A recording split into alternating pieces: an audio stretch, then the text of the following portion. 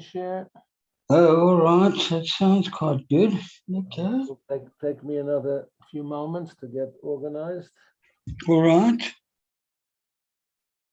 Let me just put that there. You're doing a locum these days? Yeah, I do. I work at the laboratory and, I'm a pathologist and I do the morning shift there. Then most afternoons I try and locum. I'm either in El Dorado or I'm at Dr. van Onselen. So, yeah, I do a bit of locum work as well. But in the mornings, I'm generally at the laboratory, at Target Laboratory. So, yeah, do a bit of both. Angela de Brain's in El Dorado Park, so I locum for him. Yeah. And that's it. And Van Onselen is in, what's that area called there? Like in the south there. Yeah. Van Onselen. Yeah. Sorry? Rosettenville. Rosettenville, yes, that's the area. Yeah. So, yeah. Bit of a jack of all trades, hopefully not a master of none. Okay. Yeah. Yeah.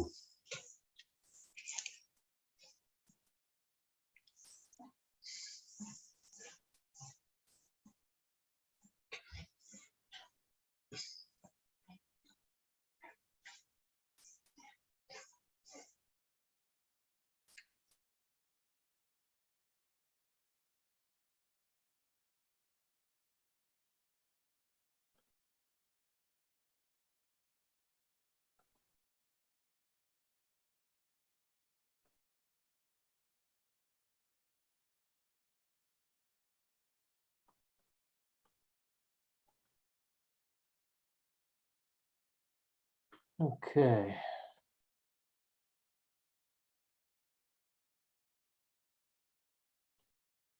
Hello, Jeff. Hello, Jeff.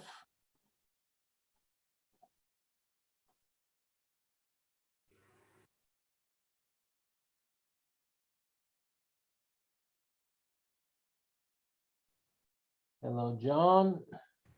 Hello, Rabbi. Hello, Jeff. Hello. Dennis. Hi, how's it? How are you? Fine, how are you? Good, man. Good, good, good. Yep.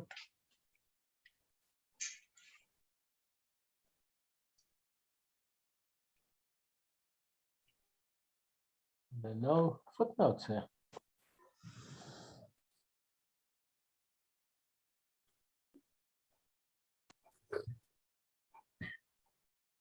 Can you hear me? David's with us. Yeah, David. we can hear you. Great. Hi, everybody. Hello, Rabbi. Hello, Jeff. Hello. Hello, Rabbi.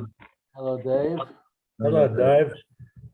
Hello, how's everyone? All good, and you? Good, thanks. You? Did I hear that your phone was stolen? Yes. Where? How? I'm using a substitute phone. How it was stolen is a long story, but it was my fault. I let somebody in whom I thought I recognized, but it turned out to be not the person I thought it was. What else did they take? They took Rita's handbag. They took her wedding ring that she took no. to wash her hands. She left it on the basin and didn't put it on again. Shame, man. That is so upsetting. How did you hear about it, Rabbi? I don't know. I think on Facebook.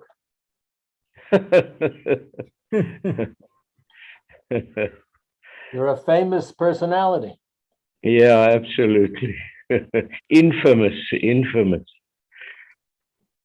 Yeah, it was a hard lesson, badly learned. You don't. Okay. It's some of today's stuff is straightforward. At the end, it gets very mathematical and geometrical. If any of you are good at geometry, I'm going to hand over and we'll have a guest lecturer tonight, because I must confess that the mathematics thereof eluded me. Haven't done geometry since grade 9. So, so if any of you are more up to date and familiar, please feel free to weigh in when we get to the end over there.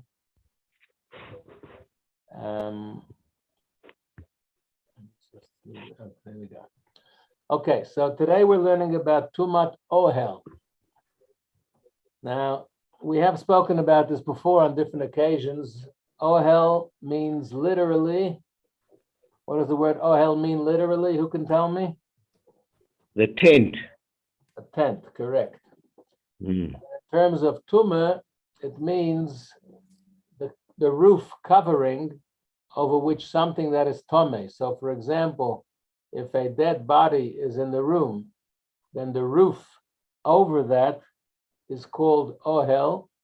It tents and covers the dead body, and any person or objects inside that room will be considered intimately associated with the dead body and become Tomei with it even if you didn't contact the dead body, you didn't touch it, but you were under the same roof, it's a problem.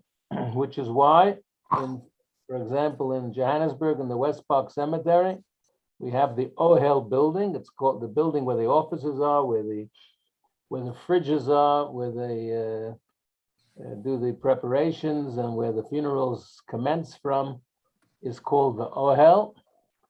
And a Kohen, therefore, may not enter that building unless he first ascertains that there are no dead bodies inside, which is very rare. It's not impossible, but it's very rare in Johannesburg that there should be no dead bodies there awaiting the next funeral or even a funeral tomorrow. Although now they've opened interestingly, they've opened a Tahara room in Sandringham Gardens,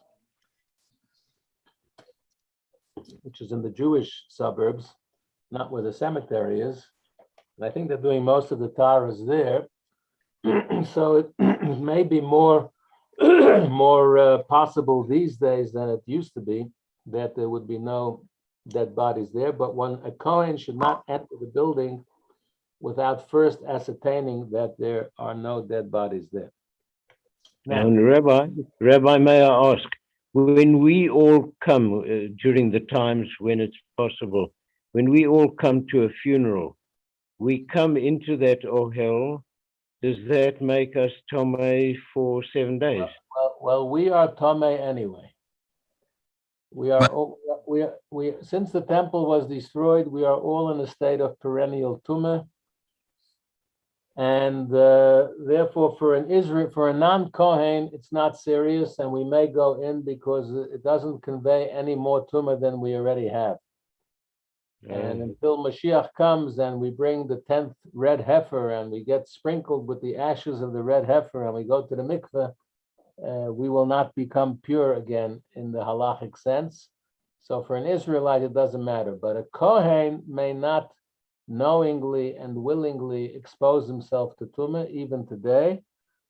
And therefore, Kohanim are not called to be pallbearers, nor should they go under the same roof as the dead. Yeah, thank you. Thank you. Tefach al tefach. Tefach is a handbreadth or a fist.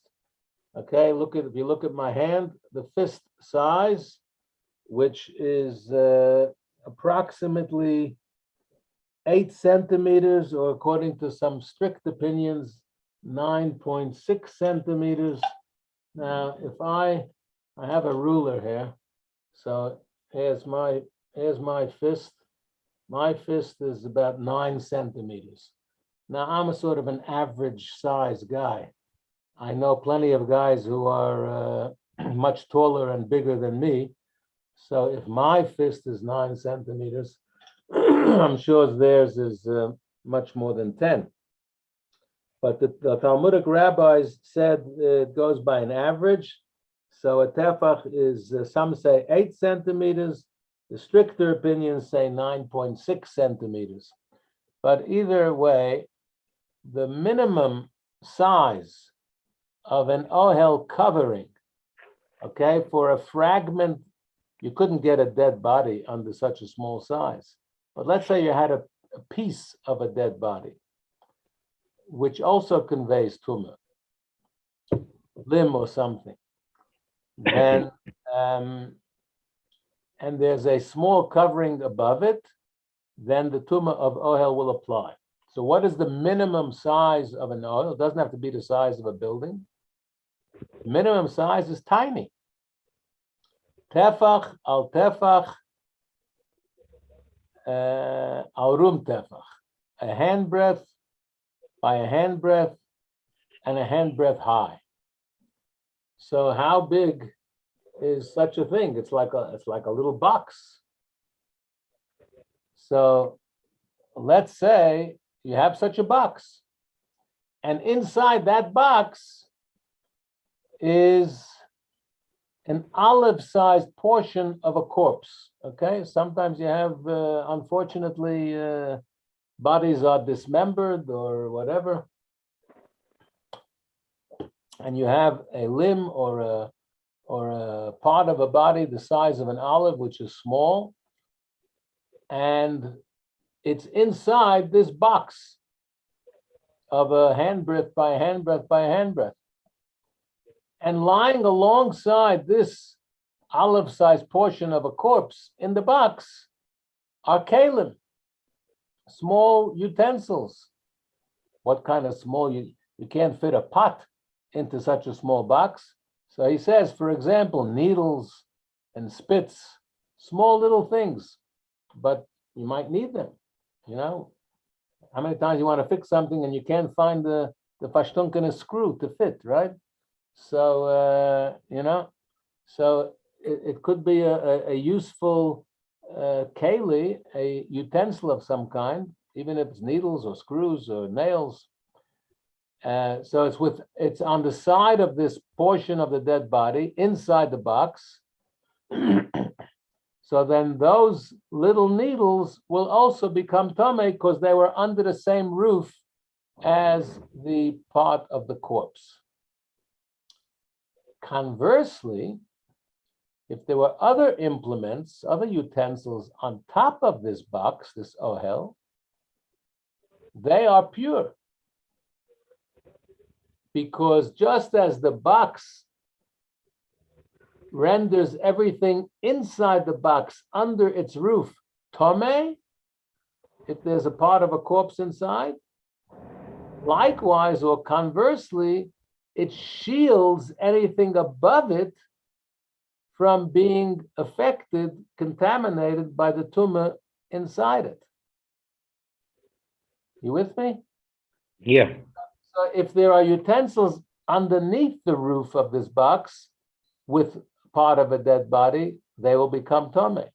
If there are utensils above the box will block the tumah of the corpse from reaching those implements, and they will remain pure.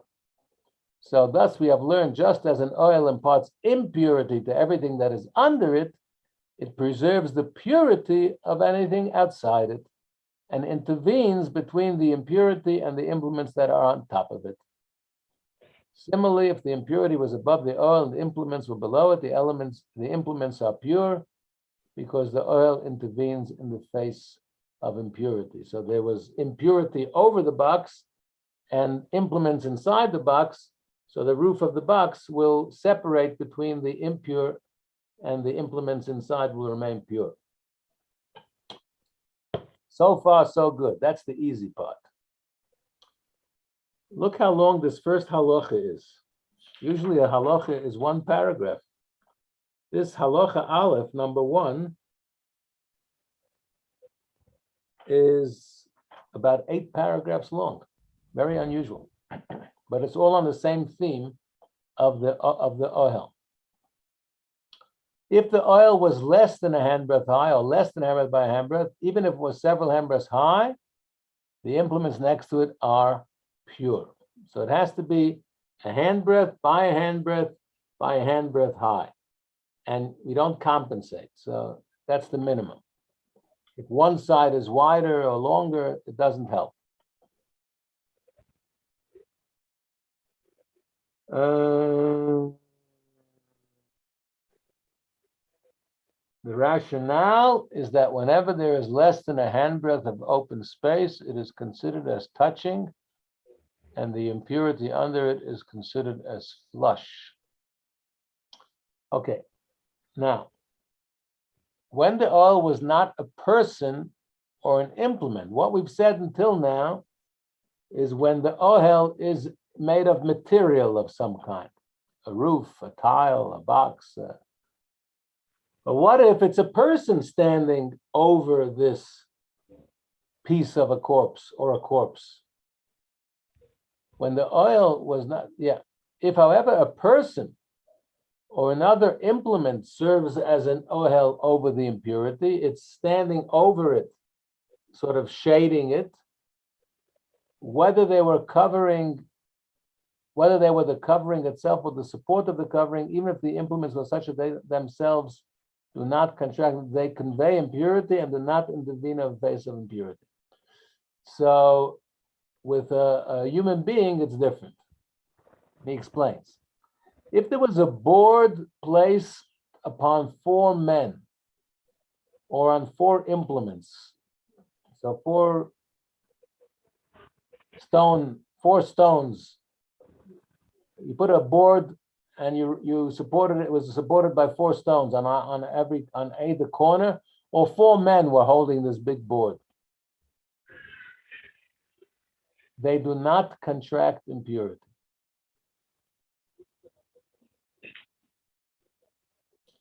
If the implements were on top of the board, they are impure. If there was impurity above the board and the implements below it, all of the implements below the board are impure. So obviously, if the impurity is directly on the board, then the board becomes tomei, so things under the board are likewise tomei. If, however, the board was placed on 4 stones or on an animal or a beast, and there was impurity under it, the implements on top of it are pure.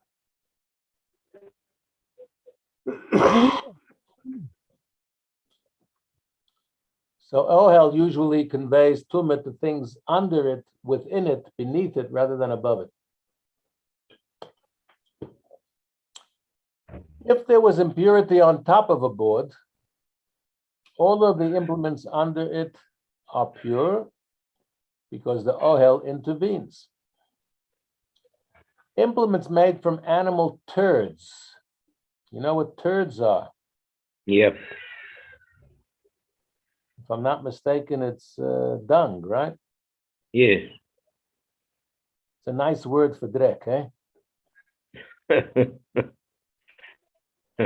So, isn't it so elegant? Animal turds. Implements made from animal turds, stone implements, or implements made from earth that are oversized. He says oversized is he says that it contains 40 saw. 40 saw is the minimum size of a mikveh. We learned it on Shabbos at Sidnam Shul this week in the Bracha. I gave a siyum. It's the equivalent of 575 liters of water. So it's quite a big, like a pool. The minimum size of a mikveh to be kosher, the minimum size that an adult human being can immerse him or herself completely under the waters and become purified. So implements made from animal turd, stone, or implements made from earth that are oversized are considered as ohalim, and not as implements, therefore they intervene in the face of impurity. If there's something below them. 3, these are laws when a board was placed on top of a new oven. There's something interesting here. He distinguishes between a new oven and an old oven. And can't say that I really understand what the difference is. Maybe once it's been used, it is more of a keli, a utensil, than until such time as it's been used. Maybe until it's used, it's just a blob of material. I'm just speculating. I'm not 100% sure on that.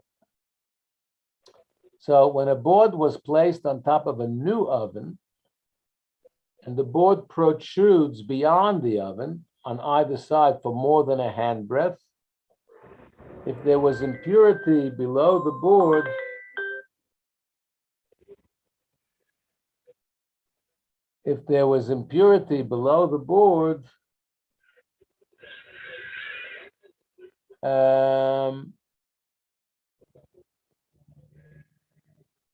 implements that are on top of it are pure. If there was impurity on top of it, the implements below it are pure. So the board will be a divider between the impurity above it or below it. The rationale being that a new oven is not considered as a kli in this context. A kli is a halachic utensil. If, however, the oven was old, then it is considered a utensil and everything will be impure, those below it and those on top of it. 4, if a board was placed over 2 ovens, so there's 2 ovens standing side by side, but there's some gap in between them. And then you put a board on top of both of them, even if they're old, and the board protrudes beyond each oven, and there is impurity below it, in between the 2 ovens, there's a source of tumah impurity. Then only the space between them is impure. Kalim that are beneath the 2 ends on either side of the oven, beyond the ovens, remain pure, or the area beneath the ends and that beneath the ovens are considered as 2 tents, one next to the other. So it's not considered, even though there's a board over the whole area, each area is considered separate halachically, and therefore only if you're in the middle will it be tomei. But if you're on the either end outside the ovens, it'll remain pure. Similarly, if a board was placed over an oven, even an old one, and it protruded a handbreadth at both ends, but not from the sides, should there be impurity under one end, kalim under the other end are not considered as impure. So each space is separate. Now, this is quite strict, this next one, number 5. The guy's a farmer, and he's carrying a plow to take to his ox to start plowing the field. The person is plowing a plow or the like, and one side of the plow, it's a big thing, a plow. One side is hanging over, maybe there's a corpse on the field. If the circumference of the kli, the plow in this case, the circumference was a handbreadth, even though its width was only a finger breadth and a third, 1 1/3 finger, that's less than a handbreadth, it imparts impurity to the person carrying it. So here you're a farmer carrying a plow. On one side of the plow is a dead body, and the plow is covering that, is over that dead body. So it's an ohel over the dead body. So it becomes impure, and it will in turn transmit the tumah, the impurity, to the farmer who's holding the other end of the plow. He hasn't touched it even. Quite strict. impurity is conveyed to him according to rabbinic law. Our sages decreed impurity for a kli whose circumference is a handbreadth as a safeguard, lest one be lenient where there is one whose width is a handbreadth. It does not, however, convey impurity to kelim that are below it, or other people over which it hangs, unless its width is a handbreadth. Okay, now here the next one is interesting. A dead person is buried in a coffin, at least in the diaspora. In Israel, they don't use coffins. If you've ever seen an Israeli funeral, you can see that there's almost the shape of the corpse under the talus when they're carrying them at an Israeli funeral. You know why? Because the Bible says, "Dust art thou, and unto dust shalt thou return." So we derive from this that the body itself has to be on the earth. So some diaspora communities have a system where the bottom wood of the coffin is perforated. Some even, I heard, have a really sophisticated system where the bottom slips out when the Chevra Kadisha put the coffin down in the grave. They have some kind of apparatus mechanism that the bottom slips out. People don't see that. I just shared a secret with you. That doesn't happen here in South Africa. Anyway, so here's the question. There's a corpse in a wooden coffin. So wooden coffins in which a corpse is placed are not considered as graves. If there is a handbreadth of empty space, which there usually is, between the body inside the coffin, there must be usually at least a handbreadth between the nose of the person and the top wooden part of the coffin, right? I mean, it's not a perfect fit, the coffin. They allow some space. Some people are bigger than others. They have small, medium, large size coffins. Some people are very big. They need extra large. And tragically, sometimes children die, and they have children's coffins also. So there's only shvisim from that. So if there is a handbreadth of empty space between the covering of the coffin and the actual corpse, then the top of the coffin will be considered as an intervening substance. So one who stands on the cover or over the cover of the coffin will still be pure. That's according to scriptural law, biblical law. However, the rabbis were strict, and the rabbis, as usual, put in a precautionary law that it will convey tumah. Why? Because although most coffins have an empty space of a handbreadth, since there are some which do not have such space, the sages decreed. There's a typo. I found a typo. It says decreed instead of decreed. You can write to them that no coffin would be considered as an intervening substance, because sometimes the dead body's nose is right up there by the top of the coffin. Thus, one who walks on a coffin, which normally you shouldn't do, is considered as if he touched the corpse or a grave. Now, by the way, when you're in a cemetery, you should not walk on graves. You know that. Yes. I picked someone out at the cemetery just last week. He was going from point A to point B, and he walked on top of a grave. I said, it's disrespectful to walk on graves.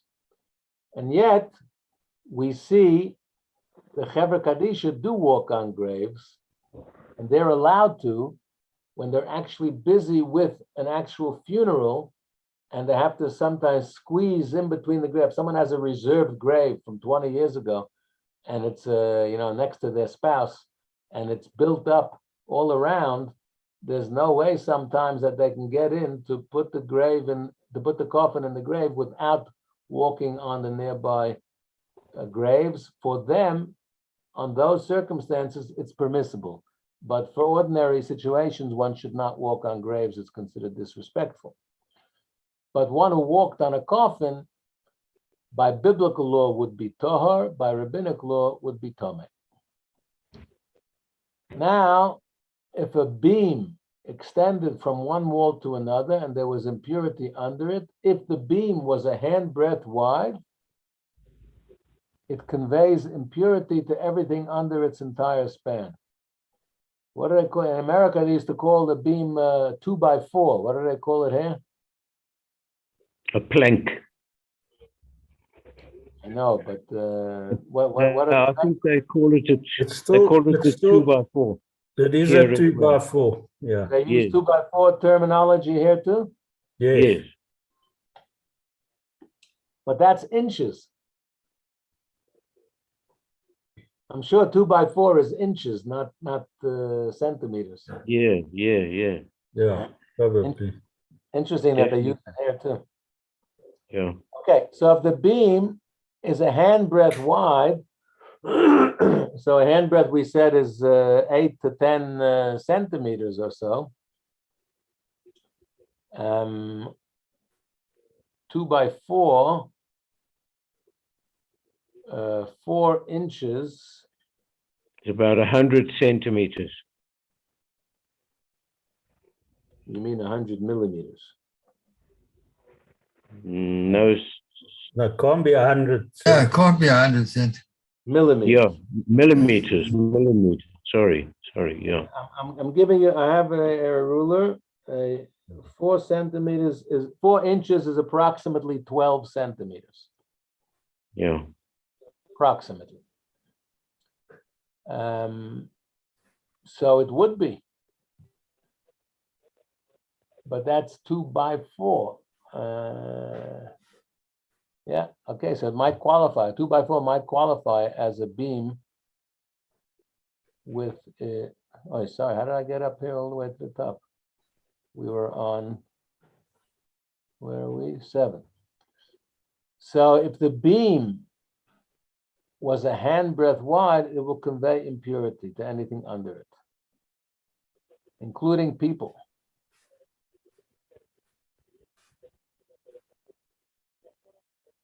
If it's not a handbreadth wide, it will not.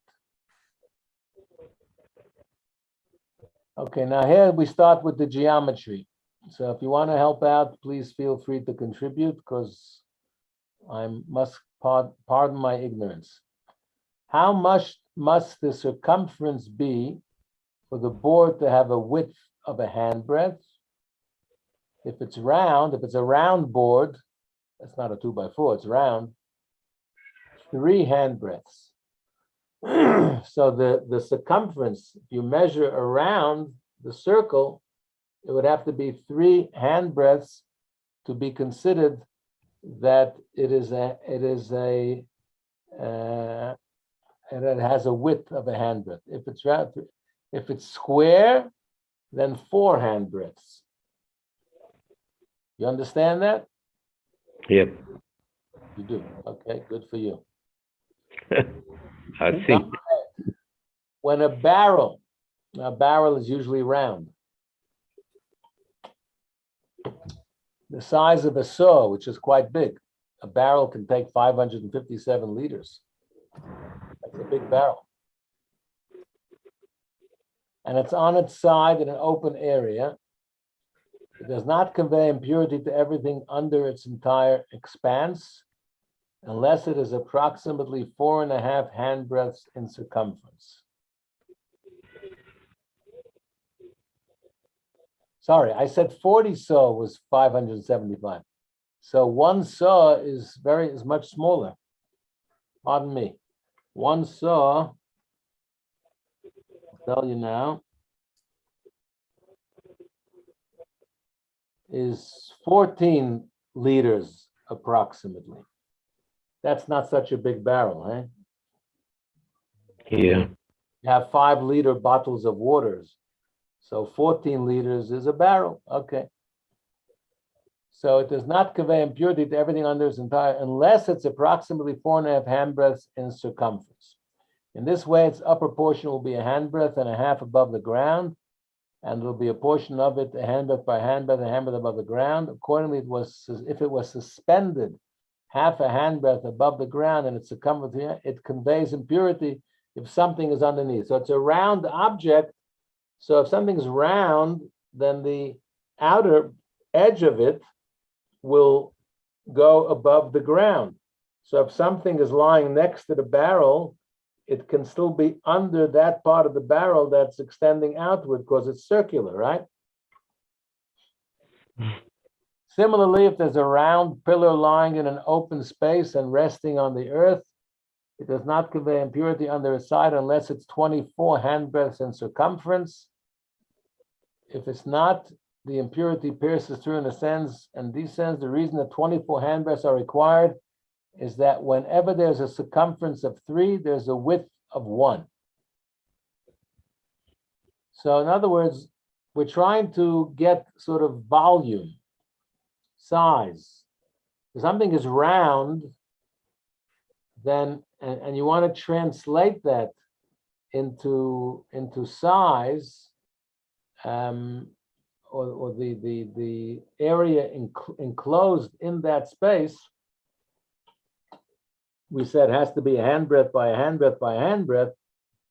So how do you measure that? So he's given the Rambam, who was a great scientist and mathematician, as well as a great rabbi and physician. He was a master of all trades, is giving us the mathematics here, that if it's round, it would need to be 24 handbreadths in circumference, because 24 are required, because whenever there's a circumference of 3, there's a width of 1. Whenever there's a square, a handbreadth by a handbreadth, its diagonal will be a handbreadth and 2/5. Therefore, if the pillar circumference was 24 handbreadths, there is a little bit more than a handbreadth by a handbreadth that is a handbreadth high under its entire side. All of these calculations are approximation, that is its form. So basically, he's telling us that if you want to know if this big round pillar that's laying on its side would convey tumah to something under it, where again, like the barrel, where the round thing goes up, there might be something lying at the foot of it, next to it, under it.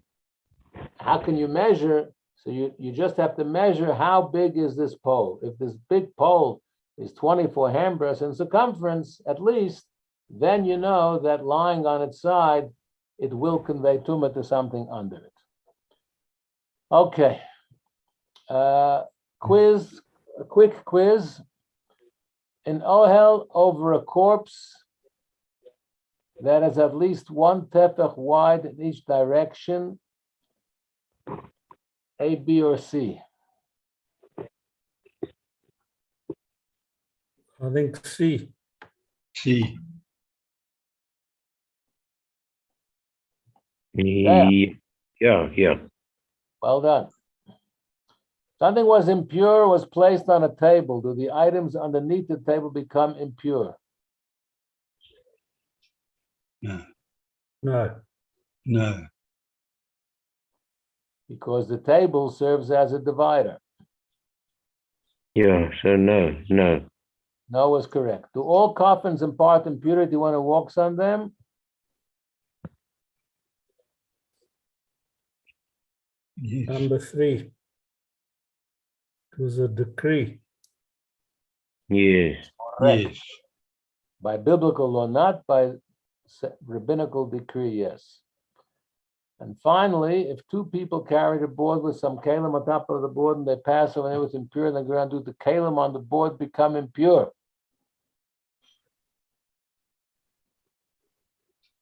No. Yes. Afraid they do, and the source is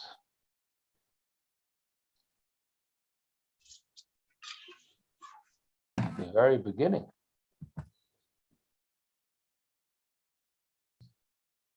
Hmm.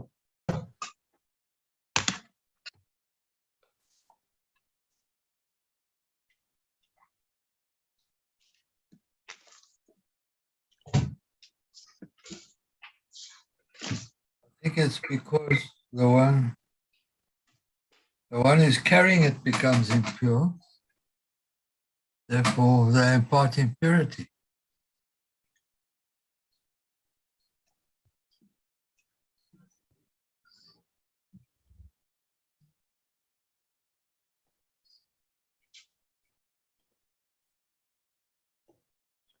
According to the very first halacha,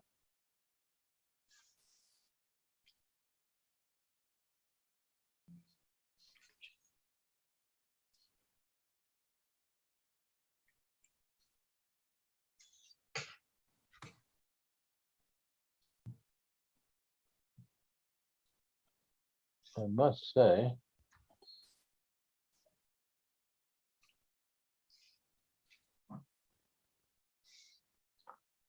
I'm not 100% sure that he's showing us the right source for this. Mm.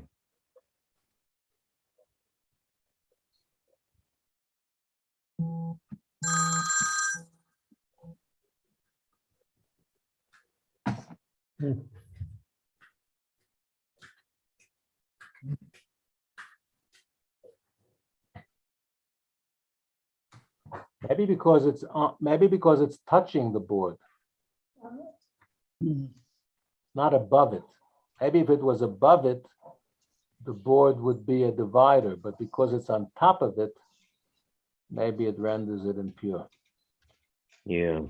Okay, Rabbi? guys. Thank Rabbi? you. That Yeah. brings- Rabbi, Okay. could you just explain a tefach? What kind of a measure is that?